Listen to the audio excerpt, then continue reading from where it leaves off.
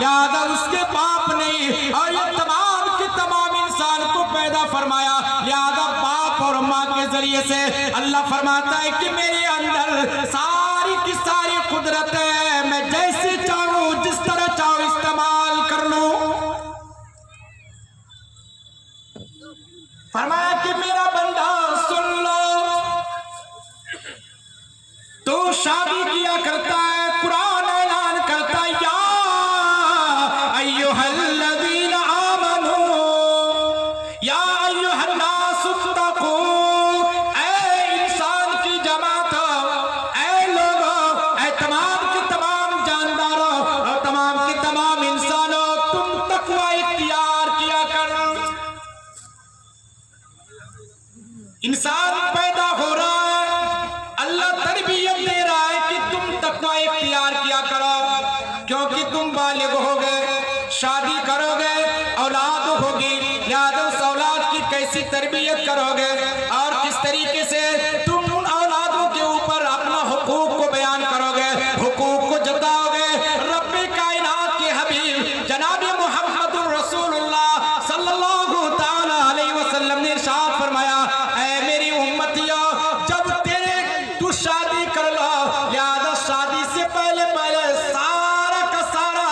तरीका मालूम कर लो, तमाम के तमाम सुन्नतों को मालूम कर लो और शादी के तमाम चीजें मालूम कर लो कि मैं अपने मियाँ बीवी की जिंदगी कैसे गुजारूंगा, लिहाजा मैं कैसे आपस के अंदर मेरे मोहब्बत किया करूंगा, कैसे अज़दवाजी जिंदगी गुजारा करूंगा। याद रखो मेरे भाइयों, आज तो नौजवान शादी तो करता है, कसम खुदा की कभी भी किसी हालत में तरबियत याफ्ता नहीं होता। शादी में डीजे लाएगा और ये पिंडाल सजाएगा, ये सारे के सारे आमाल करेंगे, कैसे गोश्त पकाना है, कितना गोश्त लाना है, कितनी मछलियां लाना है और कितने खस्सी पकाना है और कितने मुर्गा लाना है, कितने मेहमानों को दावत देना है और कैसा कार्ड छपाना है, किस तरीके से लोगों को दावत देना है, कैसे लोगों को बैठाना है, ये सारा निजाम तो करता है, मगर बीवी के साथ कैसे जिंदगी गुजारेंगे उसके बारे में कभी किसी आलिम से, किसी मुफ्ती से पूछता ही नहीं। मेरे भाइयों, मेरे बुजुर्गों, याद रखिए, प्यारे हबीब जनाब मुहम्मदुर रसूलुल्लाह सल्लल्लाहु ताला अलैहि वसल्लम ने इरशाद फरमाया कि जिस आदमी का अखलाक उनके बीवी के साथ दुरुस्त ना हो, समझो कि वो इंसान किसी के साथ वो अखलाक का उसका दुरुस्त नहीं हो सकता। इसलिए सबसे पहले अपने बीवी के साथ हुस्न अखलाक से पेश आना चाहिए,